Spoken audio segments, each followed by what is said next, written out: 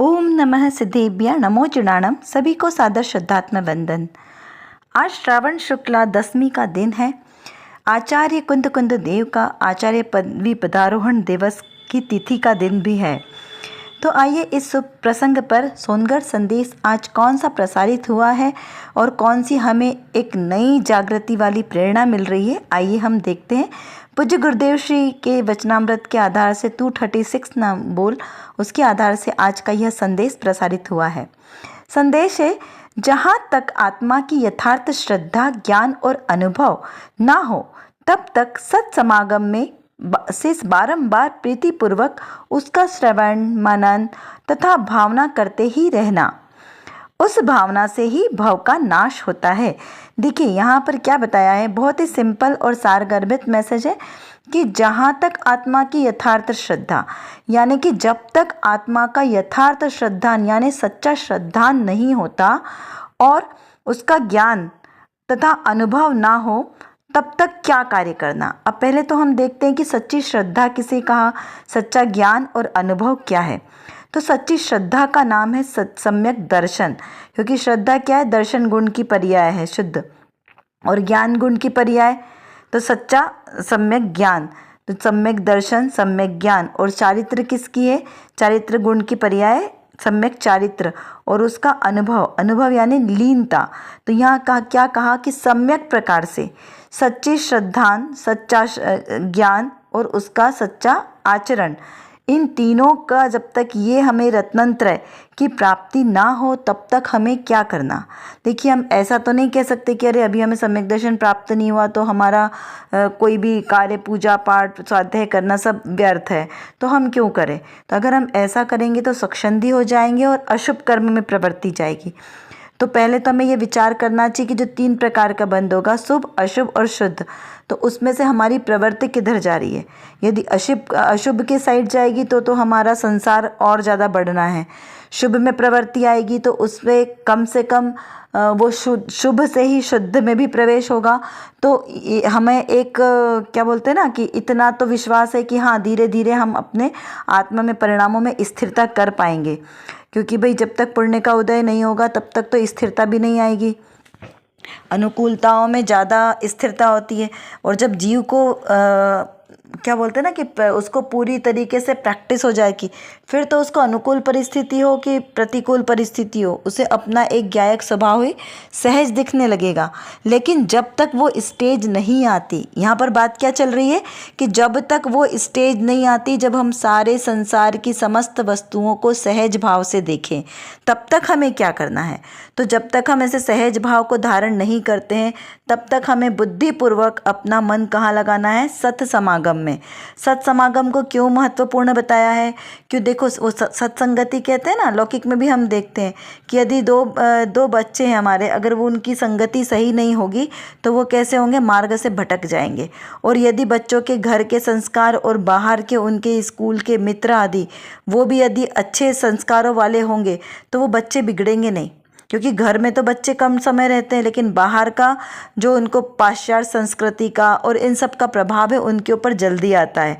यानी कि ये मान के चलो कि जो बुरे संस्कार है वो जल्दी ग्रहण होते हैं, अच्छे संस्कारों को टिकाए रखना थोड़ा सा मुश्किल होता है। इसलिए कहते हैं कि बारंबार सत्समागम में रहो ताकि आपके संस्कार बने रहें। इसलिए यहाँ पे बारंबार प्रीतिपूर्वक, फिर क्या कहा कि प्रीतिपूर्वक, ऐसा नहीं कि अरुचि से आप मंदिर जाएं, स्वाध्याय करें। यहाँ पर कहा कि प्रीतिपूर्वक, क्योंकि देखो प्रीति चित्तेन, अगर हम प्रीतिपूर्वक स्वाध्याय आदि सुनते हैं, जिनवाणी का श्रवण करते हैं, तो ये भी सम्यक दर्शन में निमित्त है।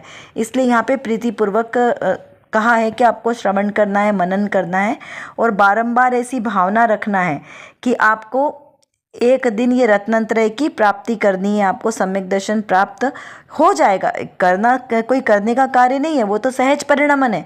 लेकिन अभी यहाँ क्या बात चल रही है, जो निचली भूमिका में, जिनकी अभी कोई भूमिका ही नहीं है, वो जीव मिथ्या दृष्टि है, तो वो मिथ्या दृष्टि जीव क्या करे, तो वो ऐसा बुद्धिपूर्वक सत्समागम आदि को ले जिससे उसको, और ये बारंबार भावना भाए कि उसे ये भाव का नाश करना है, क्योंकि भावना क्या है, भव की नाशिनी है।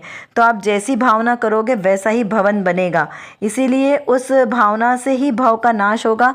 इस विचार के साथ आपको बारंबार बारंबार भावना भानी है। आज का यह था हमारा सुंदर संदेश। अभी हम देखते हैं रत्न कणिका में आज कौन सी विशेष बात आई है। आज की रत्न कणिका समय सार जी कलश के 36 श्लोक के आधार से पूज्य गुरुदेव श्री के जो प्रवचनांश हैं उसके आधार से यह लिया गया है। इसमें एक उदाहरण दिया है कि किस तरीके से हमें अपनी स्वभाव की, अपनी इस पर्याय की महत्व आए। तो क्या उदाहरण बताया कि एक पढ़ते हैं पहले हम इस संदेश को। एक व्यक्ति की जैसे 4 दुकानें हों और फिर वह 12 महीने बाद 5 लाख का नुकसान हो गया हो उसे, पर 4 में कम ज़्यादा कहाँ भाई। जवाहरात की दुकानों में ज़्यादा, उससे कम कपासिया की, और कपड़े की दुकानें उससे ज़्यादा है।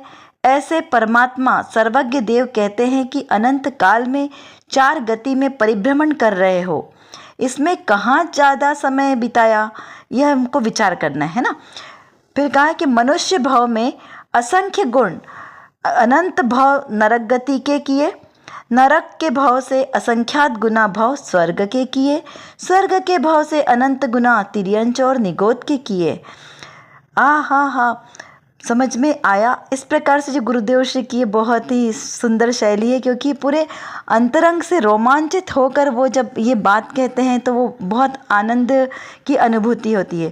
देखिए, हम इसका सार समझते हैं कि सार क्या बताना चाह रहे हैं गुरुदेव श्री। गुरुदेव श्री ये बताना चाह रहे हैं कि आप उत्तरोत्तर जो वैल्यू देखिए कि किस चीज़ की वैल्यू ज़्यादा है। एक व्यापारी के पास 3-4 अलग अलग तरह की दुकानें हैं। किसी की दुकान में बहुत ज़्यादा भीड़ दिखती है, किसी की दुकान में कम भीड़ दिखती है। कोई दिन भर व्यापार करता है और कोई सिर्फ दिन में 1 या 2 ही कस्टमर जिसके पास आते हैं। तो इन दोनों में महत्व किसका ज़्यादा है, उस भीड़ का या जिसके पास कम आ रहे हैं उसका। तो यहाँ ये बताना चाह रहे हैं कि जो रत्न जौहरियों की दुकानें होती है वो कम ही होती है, और कपड़े की दुकान, व्यापारी फॉर्चून की दुकान, इस पे कैसे होते हैं, बहुत सारी होती है। आप इमिटेशन ज्वेलरी ले लो तो इस तरीके की दुकानें क्या होती है, बहुत सारी होती है और उस पर भीड़ भी बहुत होती है।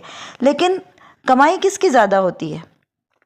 हम एक अगर उदाहरण देखें तो भाई, एक मज़दूर सुबह से शाम दिन भर मेहनत करता है और कितना कमाता है हम सब जानते हैं। और एक आलीशान अपने एसी केबिन में बैठकर सिर्फ फ़ोन के द्वारा बिजनेस करता है और करोड़ों कमा ले। तो दोनों में किसकी महत्व बताएंगे। तो उस ज्ञान की महत्वता है ना, कि वो किसके पास कितना ज्ञान। वैसे ही यहाँ सर्वज्ञ देव कहते हैं कि अनंत काल से जीव ये 4 गतियों में परिभ्रमण कर रहा है, क्योंकि हमने पंच परावर्तन किया ना। प्रत्येक परावर्तन में प्रत्येक प्रदेश पर अनंत बार जन्म लिया, अनंत भाव धारण किए। कितना अनंत काल, जब हम उसका पढ़े ना पंच परावर्तन, तब हमें पता चलेगा कि कितना लंबा काल गया। तो यहाँ इसमें कहाँ पर ज़्यादा और कहाँ कम को हम बताएं। तो यहाँ पे कहा है कि मनुष्य भाव से असंख्यात गुना बार अनंत भाव हमने नरक के धारण कर लिए। कितनी लंबी लंबी आयु है वहाँ पर, 33 सागर की। तो इस प्रकार हमने वहाँ अनंत भाव धारण कर लिए। फिर उससे अधिक नरक के भाव से असंख्यात गुना भाव हमने स्वर्ग में धारण किए। स्वर्ग सुख अतुल वैभव। अभी हम क्या सोचते हैं कि अरे हमें तो स्वर्ग में जाना है, यहाँ तो मनुष्य गति में कितने दुख है, स्वर्गों में तो कितना सुख वैभव है। लेकिन हमें यह ख्याल नहीं है ना कि हमने ऐसे अनंत बार वो सुख भी धारण कर लिया और वहाँ जाके पता चलता है कि वहाँ पर भी सुख नहीं है। फिर स्वर्ग के भाव से अनंत गुना तिर्यंच और निगोद के किए भाव। लेकिन फिर भी हमें समझ नहीं आया कि सच्चा सुख कहाँ है, फिर भी हमें इस भाव से थकान नहीं लगी है। तो यहाँ पे गुरुदेव श्री बताना चाहते हैं कि अब भाव से थकान लगनी चाहिए। आचार्य देव क्या बता रहे हैं हमें कि अरे जब तक जीव तुझे भाव से थकान नहीं लगेगी तब तक तेरे भाव का किनारा नहीं आएगा। तो इस प्रकार गुरुदेव श्री कहते हैं कि तुम्हें समझ में आया कि अब ये इस भाव की क्या महत्व है। यह जो मनुष्य भाव है ना, मनुष्य भाव संगी पंचेंद्री का, जैन कुल जिनवाणी का समागम, ये महा दुर्लभता से हमें प्राप्त हुआ है। वो चिंतामणि रत्न की तरह जो समुद्र में फेंका गया एक चिंतामणि रत्न, उसे वहाँ से खोज कर लाना कितना मुश्किल है, उतना मुश्किल है ये हमें मनुष्य भाव की प्राप्ति होना।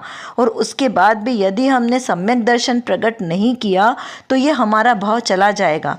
तो हमें इसके लिए क्या करना चाहिए। तो देखिए, इसके लिए हमें जो आगे हमें कहा था ना संदेश में, क्या बताया था कि आपको बुद्धिपूर्वक सत्समागम करके अपनी तत्व रुचि बढ़ानी है। क्यों? क्योंकि तत्व रुचि बढ़ेगी तो उससे आपकी कषाय की मंदता होगी, और कषाय की मंदता होगी तभी आपको सम्यक दर्शन की पात्रता बनेगी।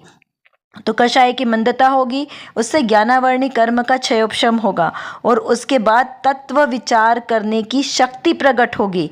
और जब तत्व विचार की शक्ति प्रकट होगी तो मोह की मंदता होगी, और जब मोह की मंदता होगी तो तत्व विचार में आपकी प्रवृत्ति होगी, और जब ये प्रवृत्ति होगी तो वही सम्यक दर्शन का प्रारंभ है। तभी हमारा कुछ भाव का किनारा लग सकता है। इसीलिए बुद्धिपूर्वक सत्समागम करने के लिए कहा है। तो सार रूप में समझे तो हमें बुद्धिपूर्वक सत्समागम के साथ बारंबार प्रीतिपूर्वक धर्म का श्रवण करना है, उसी का मनन चिंतन करना है, अपनी यथार्थ श्रद्धा ज्ञान और उसी रूप आचरण के साथ सम्यक दर्शन प्रकट करके अपने इस भाव को सार्थक करना है। इसी भावना के साथ हम सभी इसी क्लास को यहीं पर विराम लेते हैं। अगली कक्षा में फिर से मिलेंगे एक नए संदेश के साथ। तब तक आप सभी को सादर जय जिनेंद्र।